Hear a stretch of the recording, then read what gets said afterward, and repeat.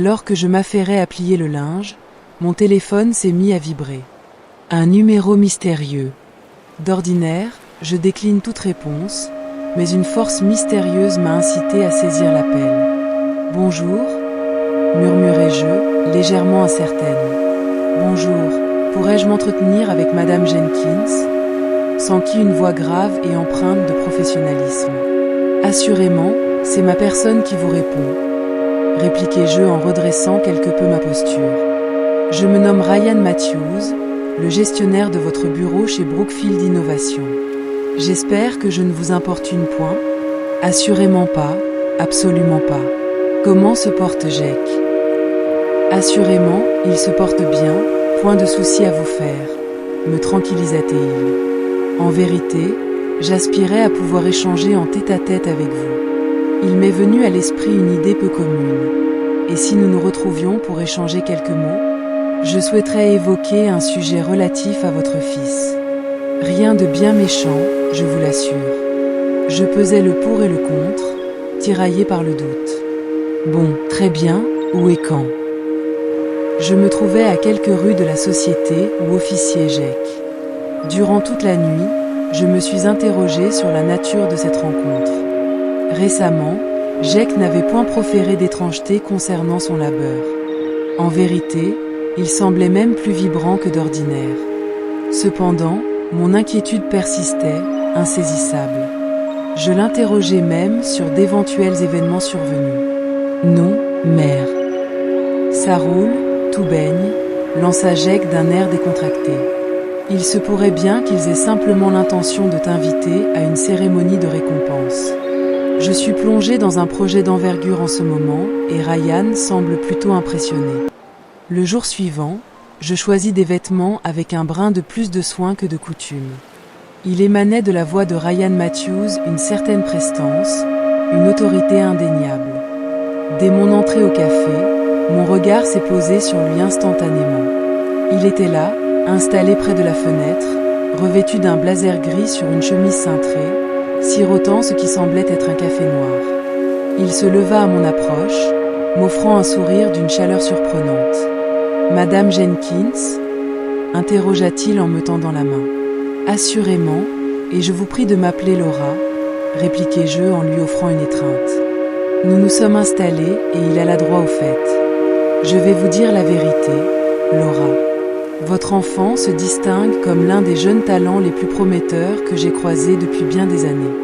Il possède un talent indéniable, une perspicacité aiguisée et une éthique de travail exemplaire. Pourtant, je le perçois également comme hésitant, particulièrement lorsqu'il s'agit de prendre les rênes et de saisir des occasions de diriger. » Je hochai la tête, attentive.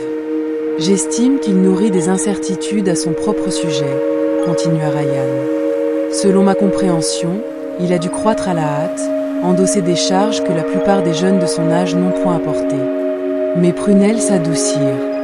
En effet, le géniteur de Jake s'en est allé lorsqu'il avait atteint ses 15 printemps. Il m'a apporté son assistance pour prendre soin de sa jeune sœur. Cette époque fut semée d'embûches. Ryan s'inclina légèrement en avant. Cela éclaire bien des aspects. Il démontre une maturité précoce, doublée d'une prudence exemplaire. Il se questionne sur lui-même alors qu'il ne devrait point. Une vague d'émotion déferla en moi. À maintes reprises, j'avais observé Jake se dévouer, manquer des occasions mondaines, occuper des emplois précaires, passer des nuits à rechercher des bourses d'études afin que je n'ai pas à me soucier. Ryan exprima son désir de lui offrir le rôle de leader d'équipe. Mais il me faut en avoir connaissance. Penses-tu qu'il est prêt ? Un sourire se dessine sur mes lèvres, ma gorge nouée par l'émotion. Il est prêt au-delà de toute attente. Il lui importe seulement de sentir qu'une âme le soutient. Ryan se recula, son visage impénétrable. Il opina d'un léger mouvement de tête. Voilà ce que j'espérais entendre. Je vous suis reconnaissant. Je m'attendais à ce que ce soit fini, que nous nous dirions quelques banalités avant de prendre congé. Pourtant, il tergiversa. Une transformation s'opéra dans le regard de la personne. En réalité, murmura-t-il d'une voix plus feutrée, il y a une autre motivation qui m'a poussé à solliciter cette entrevue avec vous. Mes sourcils se soulevèrent. Je suis conscient que cela peut sembler peu orthodoxe, mais j'ai eu l'occasion de vous apercevoir lors de divers événements d'entreprise. Lors de la célébration de Noël en décembre, au festin estival. Il est peu probable que vous vous en souveniez, mais j'étais l'homme assis à la table de la tombola. Cela me revenait en mémoire. Il était entouré de collaborateurs qui s'esclaffaient à ses plaisanteries. Ce jour-là, l'envie de vous adresser la parole me titillait, mais je jugeais que ce n'était pas le moment opportun.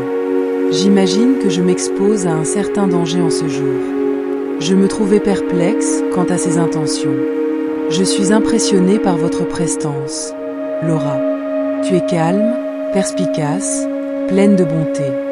Je n'avais point l'intention de seulement évoquer Jake, mais bien de m'adresser à vous. Je clignai des paupières, surprise, légèrement flattée, et soudainement très consciente du temps qui s'était écoulé depuis qu'un regard tel que celui-ci s'était posé sur moi.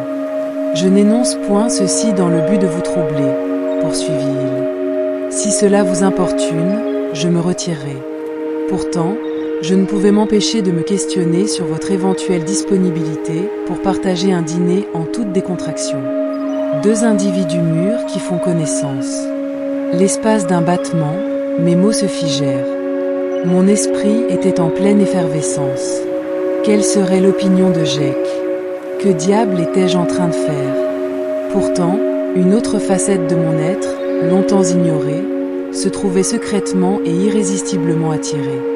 Je conclus en exprimant « Un repas serait fort plaisant ». Un sourire se dessina de nouveau sur son visage, s'étirant avec une lenteur délibérée. « Parfait, je vous ferai parvenir un message. » Nous nous sommes séparés après une poignée de main qui s'est prolongée d'une seconde de trop.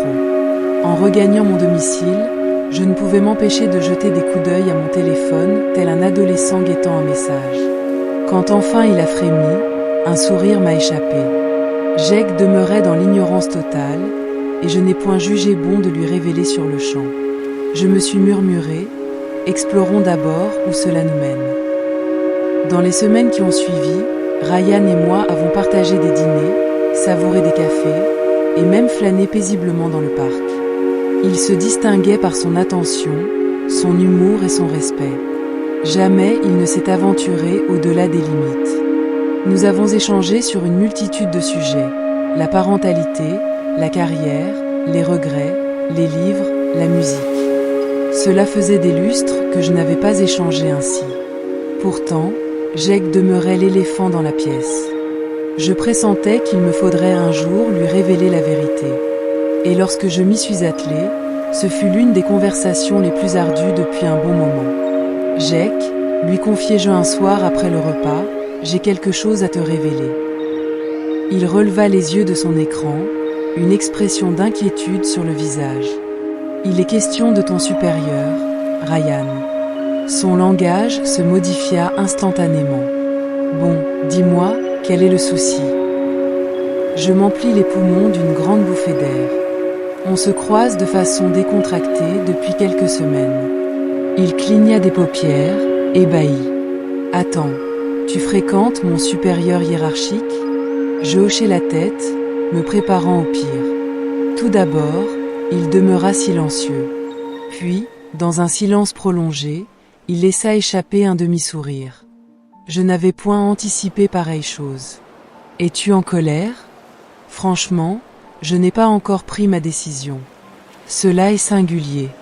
Mais si cela te comble de bonheur et qu'il te traite avec respect, alors cela ne me concerne guère. Porte en haute estime ta personne, Jake. Il n'avait point essayé quoi que ce soit avant d'avoir arrêté son choix concernant ta promotion. Il a maintenu son professionnalisme. Jake inclina doucement la tête. Entendu, dans ce cas. Mais que se passe-t-il si c'est ton cœur qu'il brise, maman? Je le renvoie. Nous avons partagé un rire complice, lui et moi. L'atmosphère s'est apaisée. Au fil des semaines qui ont suivi, les événements ont pris une tournure différente. Mais bien sûr, Jake a accepté la fonction de leader et s'est illustré brillamment. Sa confiance en lui s'est renforcée. Ryan et moi avons pris le loisir de savourer chaque instant, veillant à ne pas outrepasser les frontières ni à mêler notre lien à son statut professionnel vis-à-vis de Jake. Jamais je n'aurais pu concevoir que l'appel du patron de mon fils déclencherait une telle série d'événements. Je n'aurais jamais imaginé qu'on puisse me percevoir, non pas en tant que mère ou femme vieillissante, mais simplement en tant que moi-même. Et voilà que j'ai osé dire oui à une opportunité inattendue, un rebondissement inattendu pour tous. Et aujourd'hui, je me réjouis d'avoir pris cette décision.